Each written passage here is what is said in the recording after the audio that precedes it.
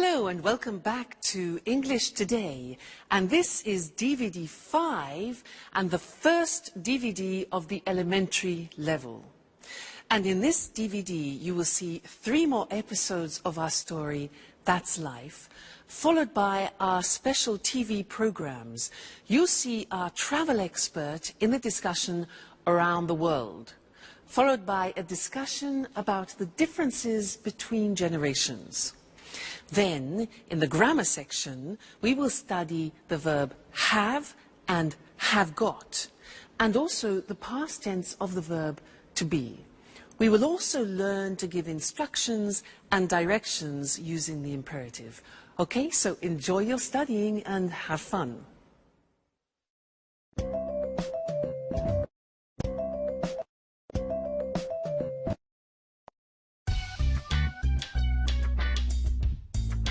Good morning, Alice. Wake up! Oh, good morning, Jack. Please give me a cup of coffee. Bring me back to life. I'm still asleep. Here you are. So, what are you doing today? Well, first I'm taking a shower. And after that, I have my daily appointment with Ask the Stars. Ask what? Don't you know it? Sorry, no. It's the horoscope I listen to every morning on the radio. It's fantastic. I can't start my day without it. How can I go out in the morning without the advice of Ask the Stars? Please, Jack, this is not a joke. Our entire life is driven by planets. By the way, what are you doing today? Well, I'm going to work, just like every day. And today is Tuesday, isn't it? I have to go to the karate gym. Wow. Are you doing anything this evening? No, I don't have anything planned. Well, Sharon, Anne and I are going to the cinema. Maybe Peter is coming too. Would you like to come? That sounds great. Which film? We're seeing Interview with a Vampire.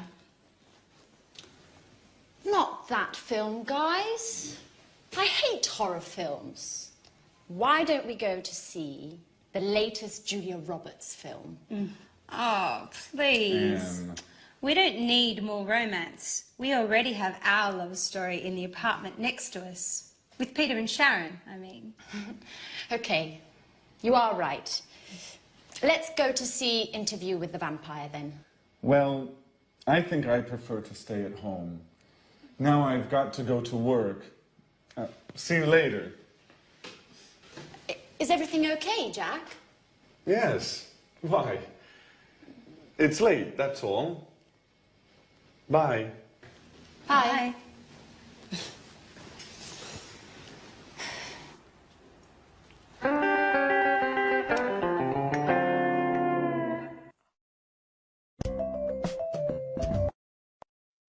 Hello and welcome back to English Today, your live TV program where you can learn the English language.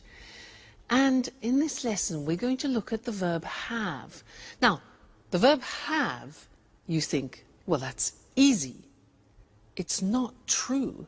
It's actually quite complicated because there are 2 ways of using the verb have in English. I can say, I have a scooter, or I've got a scooter. Well, in this lesson, we'll look at the first way, I have a scooter. Now, in our last episode, do you remember that Alice said, I have my daily appointment with Ask the Stars. You know, she believes in the stars. I have my daily appointment. Just simply the verb have. Now, I want to give you a little test before we move on. If I say, I have a scooter, how would you ask me the question about that? A scooter? How would you do it? Have you a scooter? No, that's not possible. Something missing, like an auxiliary. That's it. Do you have a scooter? Now, this is a typical mistake. People often think that have you a scooter is a question, but the verb have needs an auxiliary. Do you have a scooter? Okay? Listen to this. He has a scooter. He has, Mr. Snake, a scooter. What's the question? Careful. What's the question? Has he... No. Does he have a scooter? Yes, that's it. So you need the auxiliary. Does he have a scooter? Fantastic. Let's look at the screen and check on that. So, the verb have. I have blue eyes. You have a new car. She has, third person, psst, Mr. Snake, S. Look at the spelling, H-A-S. She has a cat. He has a dog. It has 4 doors. We have a garden. You have a course, an English course. They have 3 children. Now the negative. I don't have blue eyes. You don't have a new car. She doesn't, look at the pronunciation, she doesn't have a cat. He doesn't have a dog. It doesn't have 4 doors. We don't have a garden. You don't have a course. They don't have 3 children. Okay? The question, do I have blue eyes? Do you have a new car? Does she have a cat? Does he have a dog? Does it have 4 doors? Do we have a garden? Do you have a course? And do they have 3 children? Okay, so that's the verb have. Don't forget the auxiliaries do and does. Now, another interesting thing about the verb have is that often we use it in special expressions which make up verbs with particular meanings. And in other languages, in these situations, you hear make. Let me show you. We say to have breakfast, breakfast in the morning, to have lunch, 1 o'clock, and to have supper. So to have breakfast, to have lunch, to have dinner. Now dinner is what time? Dinner and supper, what's the difference? Dinner at 8 o'clock in the evening. Supper is something we have at about 10:30 or 11 o'clock at night. All right? So we use the verb have for these. We don't say to have a breakfast, but to have breakfast, have lunch, have dinner, have supper. Other things, we say to have a cigarette. We say to have a cup of coffee, to have a drink of any sort. We also say to have a shower in the morning, you know, to have a shower. In other languages, they use make a shower or make a bath, for example. But in English, we say to have a shower, to have a bath in the bathroom. We also say to have a rest. We say to have a party. Did you have a good party? We say to have fun, which means to have a good time. Okay? So these are very common expressions which we always use with the verb have. Have breakfast, have lunch, have dinner. Okay. Now, when we go back and listen to our friends, they will introduce the other form, have got. And then afterwards, I'll tell you all about it. All right? So see you then. Bye.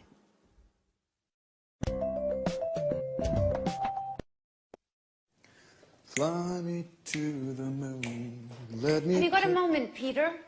I've got a problem with my computer. I don't know very much about computers. And I'm going out. They're waiting for me at the theater. Always busy, huh? Okay, Sharon, take it easy. Shall we have a look? Thanks, Peter. You've got a big heart. Let's see if I can help you before you thank me. All right.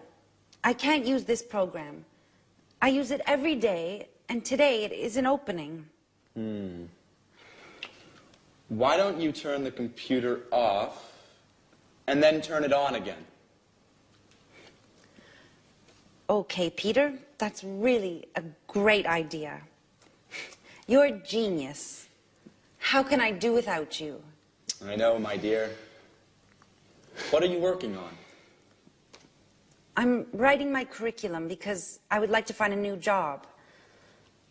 Listen, Peter, I don't know how to write it. Can you help me, please? I'm sorry, Sharon. I'm in a hurry. I have no time. I'm late. They're waiting for me. Very kind, as usual. Listen, Peter, Anne, Alice, and I are going to the cinema this evening. Would you like to come? I'd like to, but I can't. I have to... Go to the theater. Yes, I know. You always have something else to do. Oh, come on, Sharon. What's the problem? Maybe you're jealous of my career. Oh, Peter, I'm just tired of always coming second.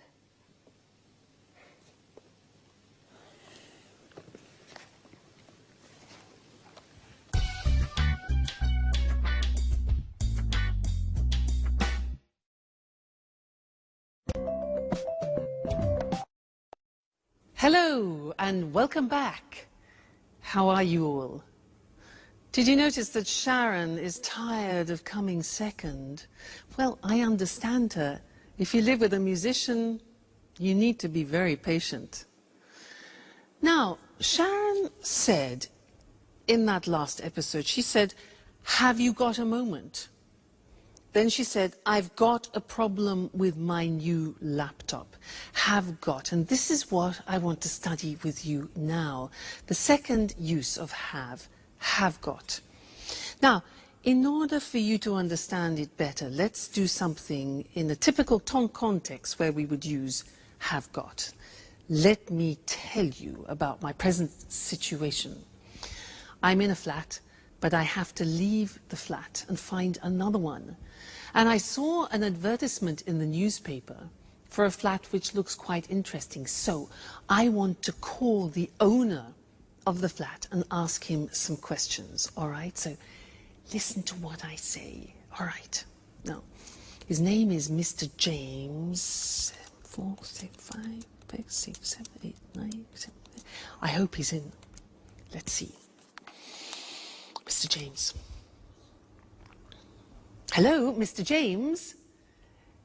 Yes, hello. My name is Louise Evans, and I saw your advertisement in the newspaper for a flat, and I wondered if I could ask you some questions. Great. Okay. How many rooms has it got? Yes. Okay. So 2 bedrooms. Good. A living room, a kitchen, bathroom and toilet. Very good. Fine. Has it got a garage? No. Okay, so I have to park my car in the street. Okay, fine. And a garden? Does it have a garden? No. Okay, a small balcony on the 2nd floor. Good. Fine. And has it got central heating? Central heat, yeah. And kitchen electricity. Oh, well, okay, an electric kitchen is fine. Why not? Another thing is air conditioning. It gets very hot in England in the summer now. No. All right. Does it have easy access to public transport? Oh, good. So there's a tube nearby. Fantastic. Good. Another thing is, has it got big windows? Because I love a lot of light. Small windows. All right. Has it got any views? The road and the neighbour's garden. Okay.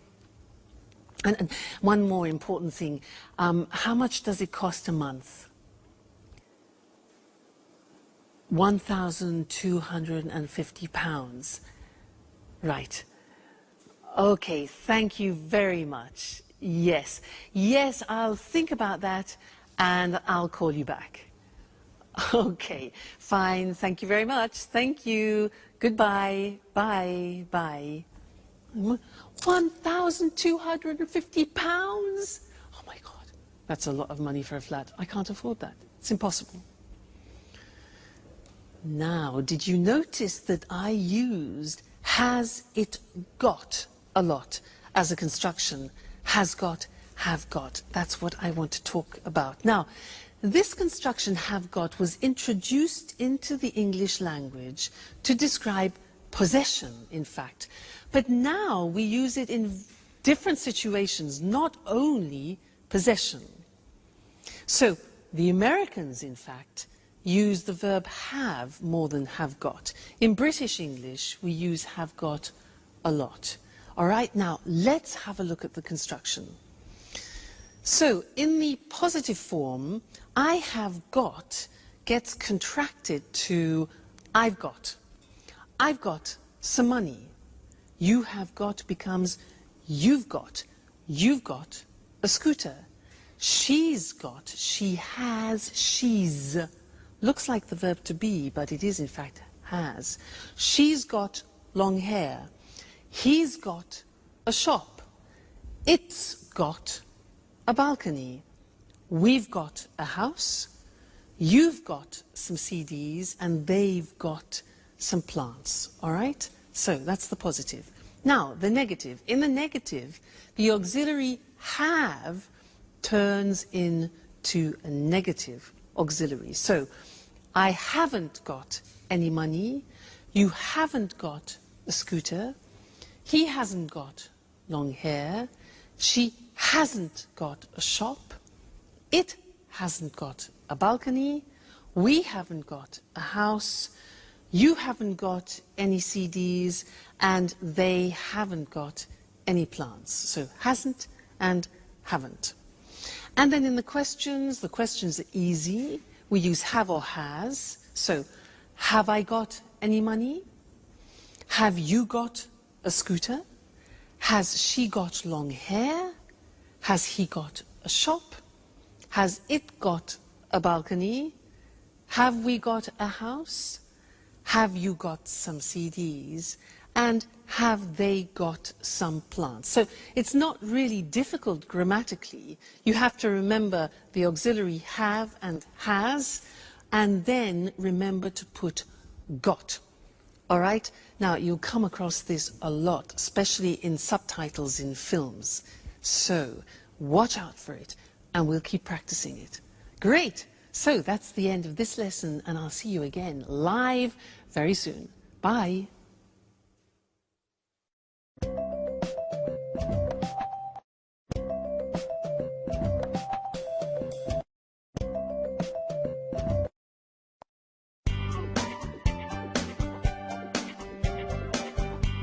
Hey, Anne. Housework, eh? Yeah, at last. Can I ask you a question? Sure. Oh, how are you and Peter? We're fine, thanks. Listen, I want to go to that bookshop. Do you remember? Oh, yes. The one with lots of photography books. Yeah. And thriller books. Yeah. And with the red coffee tables and flowers on the windows. Yeah. And where you can sit down and drink a delicious hot chocolate. Yes, Anne. That's the one. The London Reader. It's a great place. Yes. How do I get there? Is it far? You can walk from here. It's about 10 minutes away. Great. Oh, okay. Let's see. Go out the front door and turn left. Easy enough. Go straight ahead, past the traffic lights. Right. Straight ahead, past the traffic lights. Turn right into June Lane. June Lane. Then follow June Lane to the end of the street and turn right into May Avenue. Just a moment.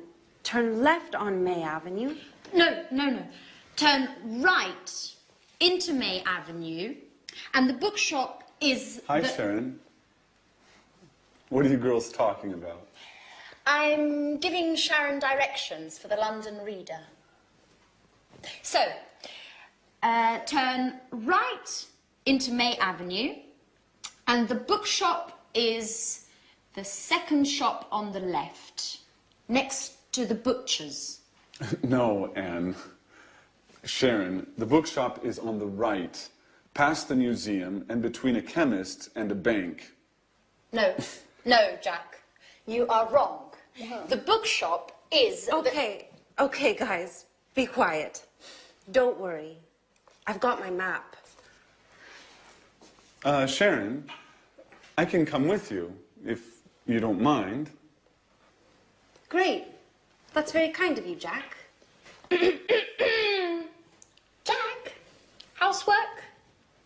Do you remember?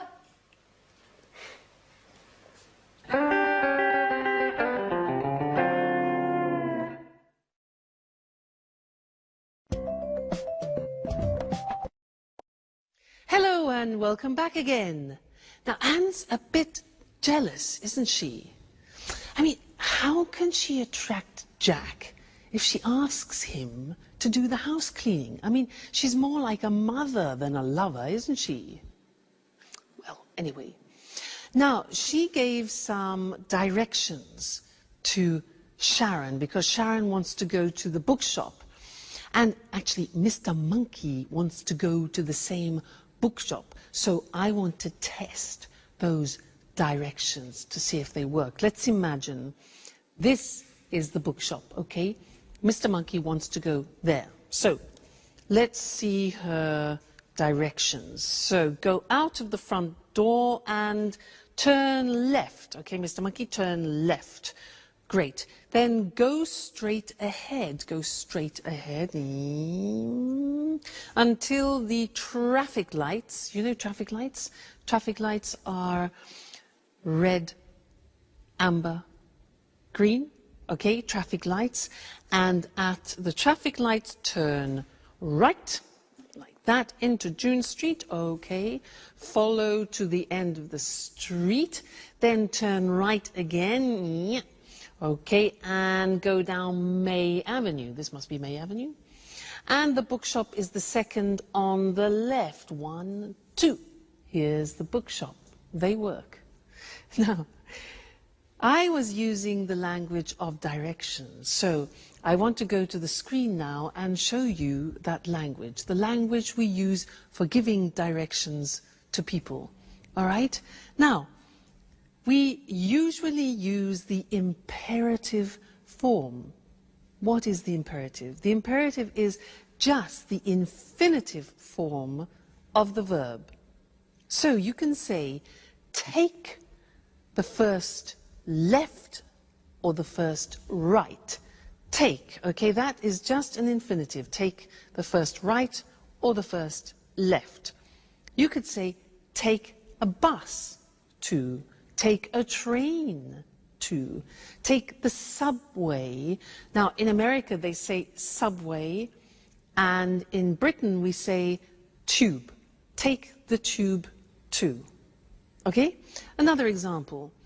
Turn left, turn right. So turn is the verb. Turn left, turn right. Okay? Another possibility is go straight on, which is an expression we use in Britain, or go straight ahead, which is an expression that they use in America. But we use both. Straight on, straight ahead. All right? Then we can say go past the shop or go along the street, a road, or an avenue. Again, we use go, it's the infinitive, and it's the imperative form, all right? Another example. At the end, we can say the position.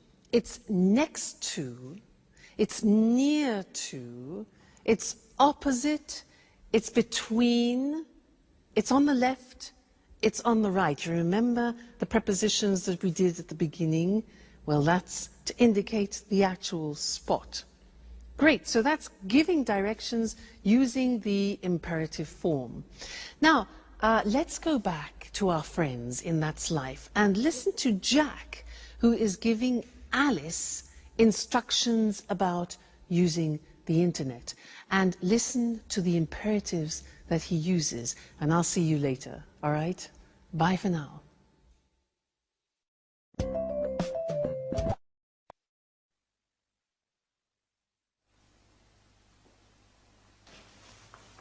Hey, Alice. What are you doing?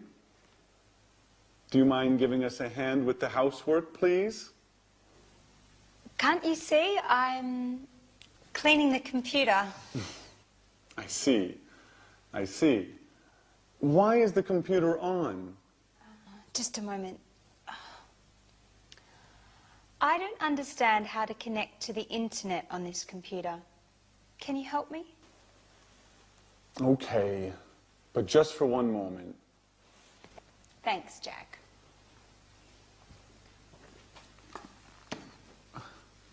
Okay, click on that icon. What's an icon? That symbol on the screen. Do you mean this picture of a telephone? Yes, click on that. Right. Now what? Enter your username and password. Okay. And click on that button there. Click on the button. And now you're connecting to the internet. Hey, that's easy. It's very easy, Alice. You are hopeless with computers. And with housework, too. Come on, Alice. It's time to clean up this mess now.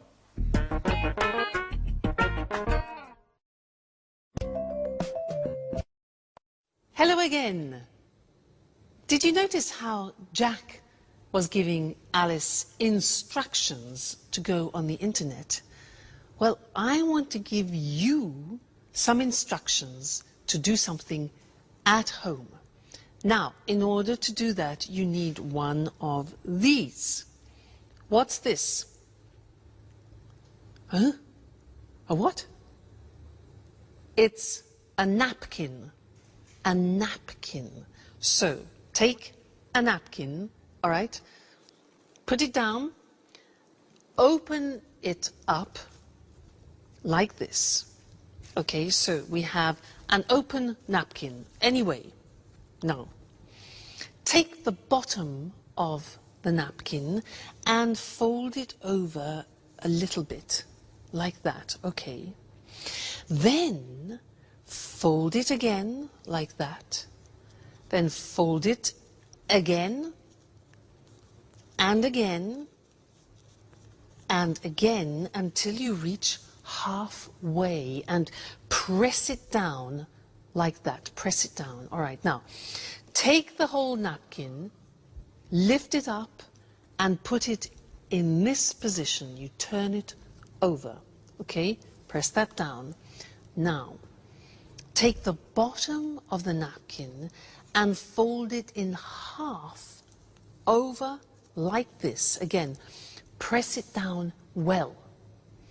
Now, take this part of the napkin here on the right and fold it right down along the folds on the left. Press down.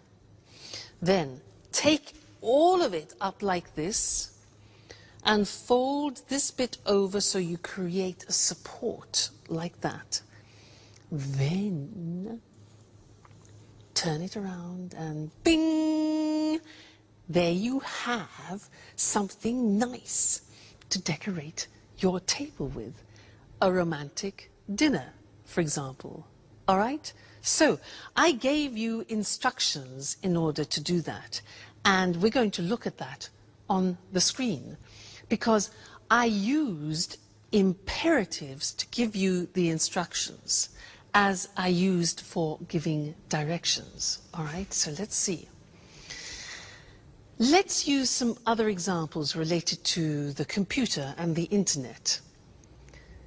Plug in the computer. Now you notice we use plug, which is the infinitive form, and we use it for both you, singular, and you, plural. So, plug in the computer, ding, switch it on, connect it to the internet, and bling, click on the internet icon.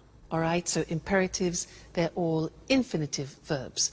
Now, the negative, if you want to use the negative of the imperative, we say do not, which is contracted as always in English, and we say don't click too many times, or don't press the exit button, or don't overload the desktop. Okay, so this is the negative imperative form. Very interesting, that. And don't forget to be here for your next lesson. All right? See you then. Bye.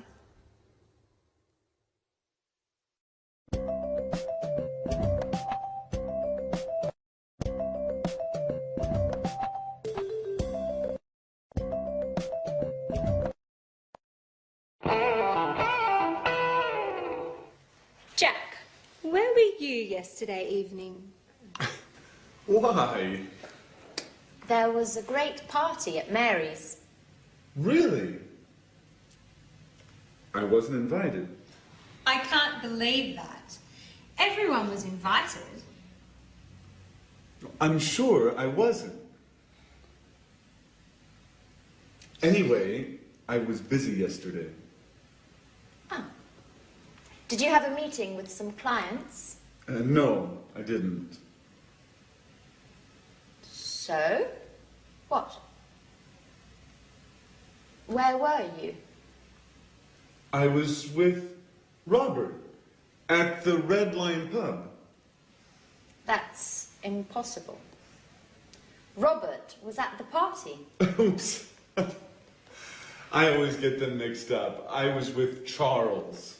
Charles was at the party too. Come on, Jack. Who were you with? You are too curious, Alice.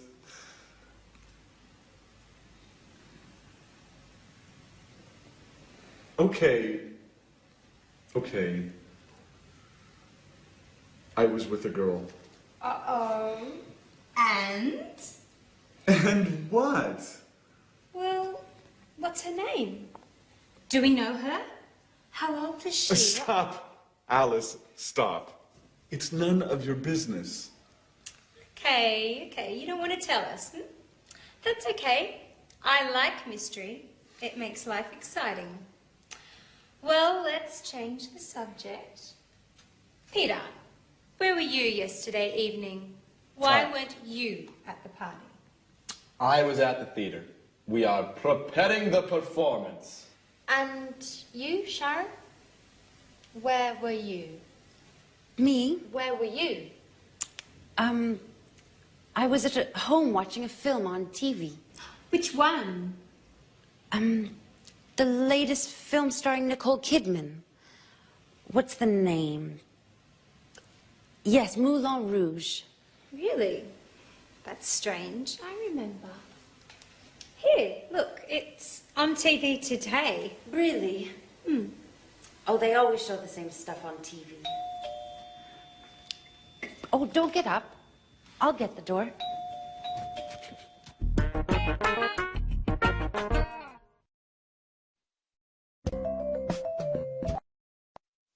Hello again, everyone. Well done, Sharon. That was a bit embarrassing, wasn't it? Now, where were you last night? Well, I wasn't at a party. I wasn't in a pub like Jack. I wasn't at the theatre. I was at my first samba lesson, and it was great. Fantastic. You know, the music was really fantastic, really loud and exciting. And there were 30 people there. It was difficult to see the teachers. You can imagine, 2 teachers, 30 people. Excuse me. Anyway, as usual, there were too many women and not enough men, and that's typical. But the teachers were fantastic. They were really, really professional. One was Brazilian and the other was from Argentina. Yeah, Argentina. Great, really, really good. And in the first lesson, it was easy because we did some, basic steps. But it was really, really enjoyable. And I can't wait for the next lesson because that was so, so exciting. Can you samba? I bet you can. Now, in most of those sentences, I was using the verb to be in the past. And that's what I want to look at with you now. Let's look at the screen. To be in the past. When we talk about something specific in the past, let's look at the form. I was in New York last year. You were, see how it changes? You were at the party last night. He was at a meeting on Tuesday. I was, you were, he was, she was fine yesterday, for example. It was beautiful. We were at school on Monday, you were happy, and they were in London 2 weeks ago. So you see, I was, you were, he, she, it was, we were, you were, they were. Be careful about that. It's easy to make a mistake. Now, what about the negative form? Well, was becomes wasn't. Listen to the pronunciation. Wasn't, wasn't, okay? So, I wasn't on time this morning. You weren't here yesterday. He wasn't at the party last night. She wasn't very happy. And it wasn't difficult, okay? We weren't at work on Saturday. You weren't on time for work. And they weren't on holiday last month. So wasn't and weren't. Question form, listen to these. Where was I yesterday? Where were you last night? Where were you last night? Where was he last week? Was she at work yesterday? Was it an easy test? When were we there? What time were you at school yesterday?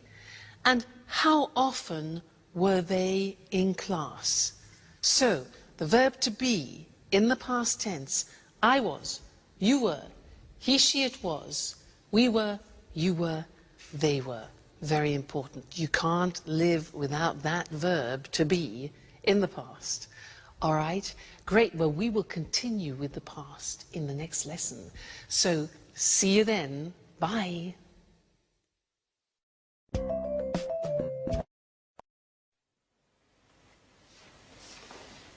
There's a postcard for you, Alice. For me?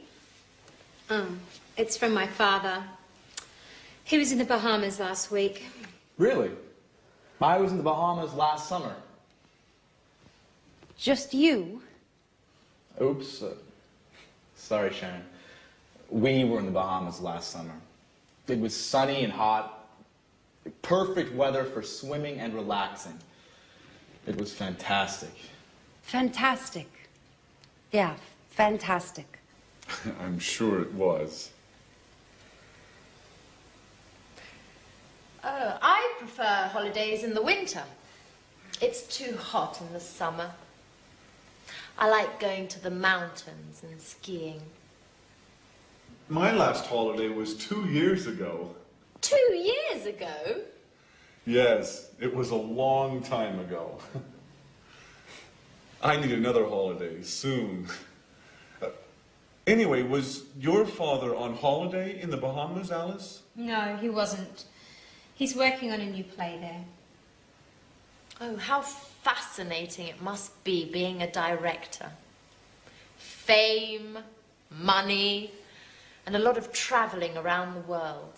And no time for family. Just a few calls, postcards, and a lot of misunderstandings. Why don't you call him now? I don't think that's a good idea. Why? When was your last call? 3 weeks ago? That's a long time. Come on. Alice, call him. I'm sure he'll be happy to hear from you. Well, maybe you're right. Okay, I'll call him. Thanks, Jack. For your advice, I mean.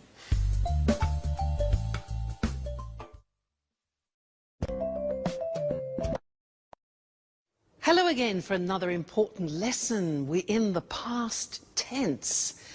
Now, I want to help you remember how to use the past tense. So I have another acronym. You know acronym? Look. Oil, way. Oil, way. Now, these letters represent the time words when you use the simple past tense. What do I mean by that? Well, this one, for example, let me give you an idea. This stands for yesterday, okay? Yesterday. Now, when you have yesterday in the sentence, you always use the simple past, okay? Now, do you know what the other words are? Let's have a look. An easy one could be this. Last. Last, do you know that? Last week, I was in Paris. Last week. Okay? Now, what about this one? 2 days ago. Very good.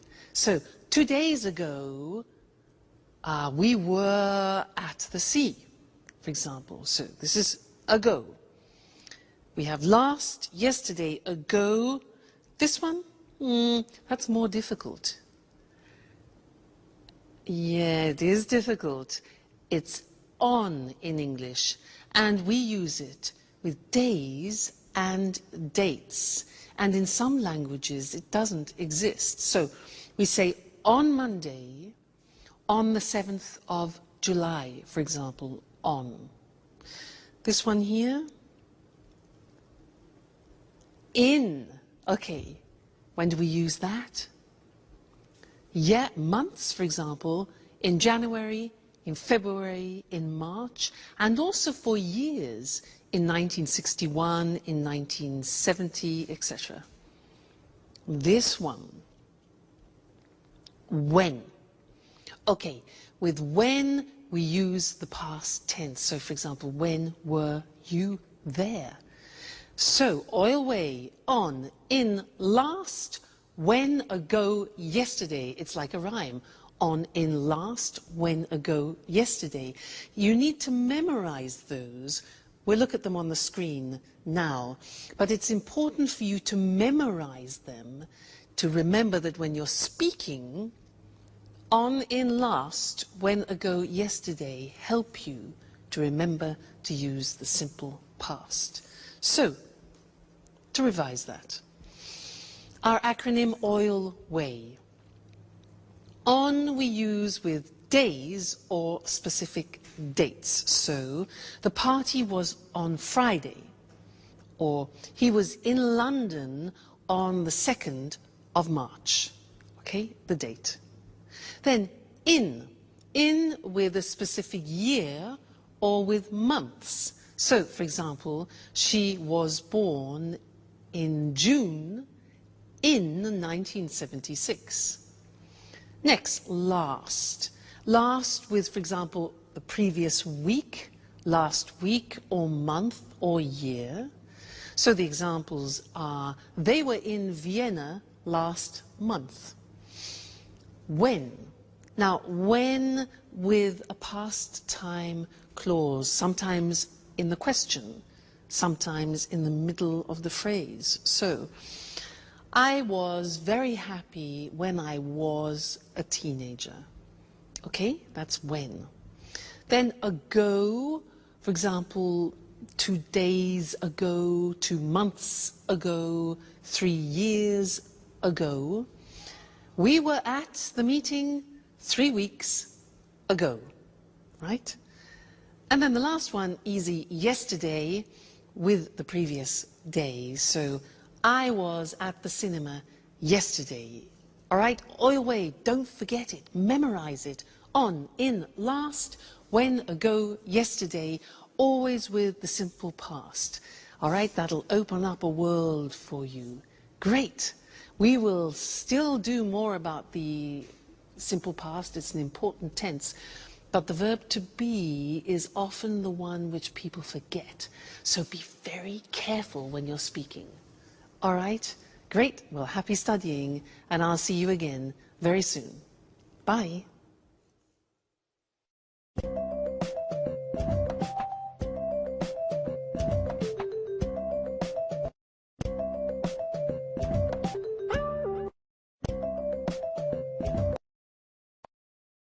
Good evening and welcome to this week's edition of the Travel Programme, the programme about everything to do with travelling and holidays.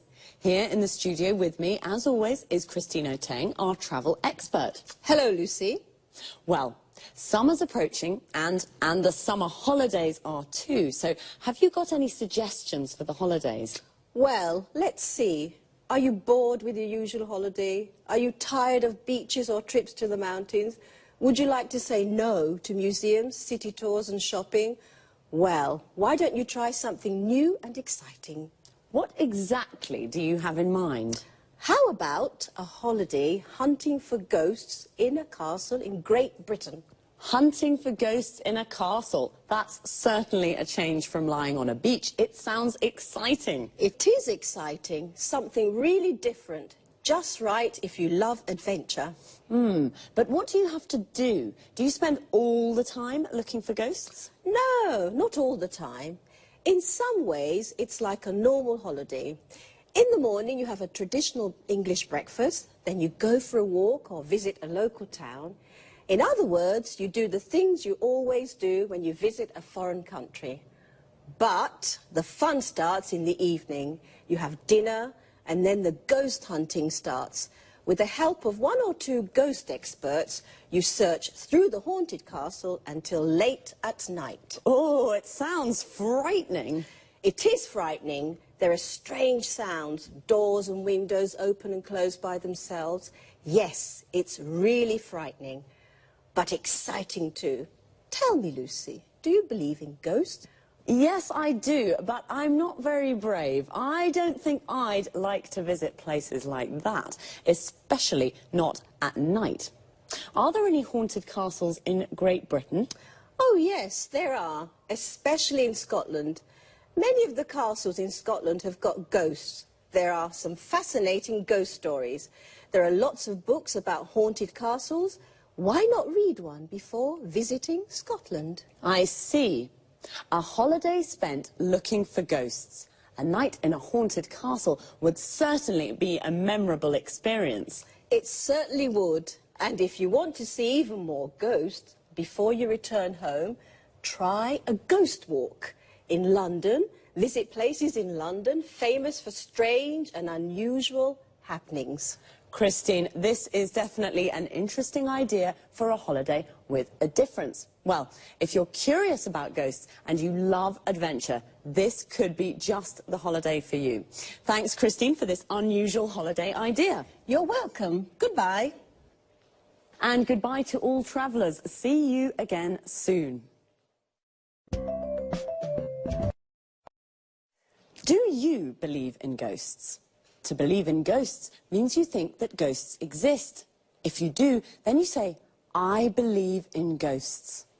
We say that a castle is haunted when it has a ghost or more than one. We say it's a haunted castle. Now, there are lots of different kinds of holidays, and the holiday Christine just told us about is an adventure holiday.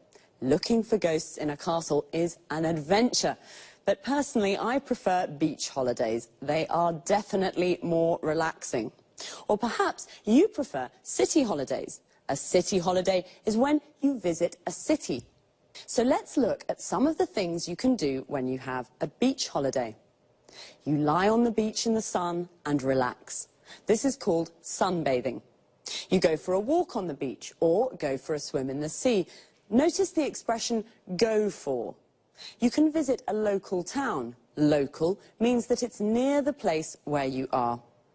What about when you have a city holiday? You can go on a city tour. A bus takes you on a tour round the tourist sites of the city. A tourist site is something that tourists want to see. For example, the Colosseum in Rome or Buckingham Palace in London. You can go for a walk around the city and visit the tourist sites. We call this sightseeing, and we say, go sightseeing. Just one last thing. Remember, there is a difference between travel and trip. To travel is a verb. When you go on holiday to a different city or country, you travel. A trip is a noun, and it's like a short holiday. You say, go on a trip. This means to go somewhere for a short time. For example, go on a trip to Scotland. Goodbye for now, and see you next time.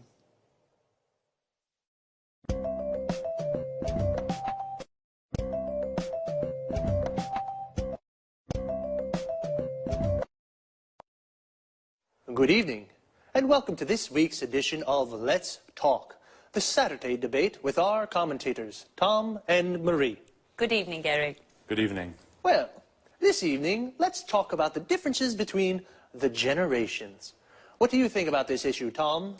I think that over the last 50 years, lifestyles have changed a great deal.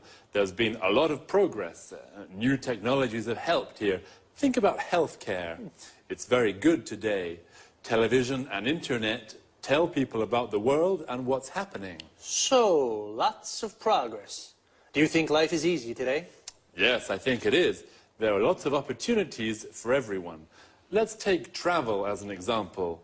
In the past, it was impossible to travel a lot. Today, we can fly to lots of cities in Europe, and it's very cheap. I'm sorry, I don't agree with you, Tom. I mean, it's true that lots of things are easy now, but there are also lots of things to worry about, and there's lots of stress. In the past, life was simple. It was all about the family and family values. Do you think that people today are confused about how to live life? That's exactly what I mean. Today, people marry when they're 30 or 35. When my grandmother was young, it was usual to marry young and start a family. Well, things are different today. I mean, women work now. 50 years ago, only a minority of women worked. I think this is very important for female emancipation. I agree with you, Eric. Today, women are fulfilled. They play an important role in society. Yes, but it's not easy for women. They have less time for the family, the children, and the housekeeping. I'm not sure that my grandmother would agree. Life was hard for her. There weren't any washing machines, or dishwashers, or vacuum cleaners. She was the washing machine, the dishwasher, and the vacuum cleaner. And after all that work, there was nothing to do. She stayed at home all the time. Today, people go out 3 or 4 times a week to the pub, to the cinema, or to the disco. My grandparents were always at home. Well, life is definitely different now. According to Tom, life was hard in the past. Now everything is easy. Marie doesn't agree. She thinks that life today is difficult and that people have lots of cares, worries, and stress. And what do you think? Well, it's time to say goodbye to our commentators. Goodbye. Goodbye. And we'll see you again soon on the next edition of Let's Talk.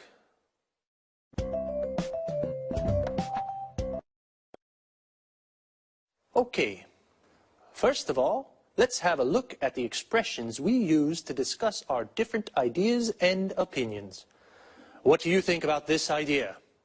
This is a good way to ask someone's opinion, or simply, what do you think? How about when you don't agree with someone's opinion? You can say, I'm sorry, I don't agree with you.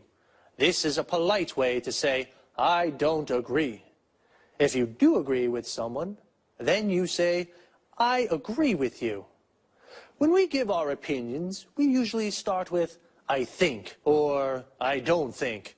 The use of that after think is optional. So we can say, I think it is important, or I think that it is important. Another useful expression is, I mean. And when we use it to explain our ideas better. Let me give you an example. Things are different today. I mean, women work now. So I say things are different, and then with I mean, I explain how they are different. What about the vocabulary we use to talk about the things that have changed in the last 50 years? Let's take healthcare. It's the protection a country gives to its people like doctors, hospitals, and medicines. These are all parts of healthcare. Another important thing is female emancipation, the freedom of rights that women have. And some things that we have in our houses now, which make our lives easier, are the washing machine. This is the machine that washes our clothes. The dishwasher, the machine that cleans the dishes, plates, and glasses. And the vacuum cleaner, the machine that cleans the floor. Before I say goodbye, I just want to look at a little word that we use a lot. It's lot. And we use it to express quantity. We can say a lot or lots of, and it means a big amount. We use it with verbs. We say a lot, and it comes after the verb. For example, today people travel a lot. And when we use it with nouns, we usually say lots of, and it comes before the noun. For example, there's lots of stress today. Well, that's all for me. See you soon for another edition of Let's Talk.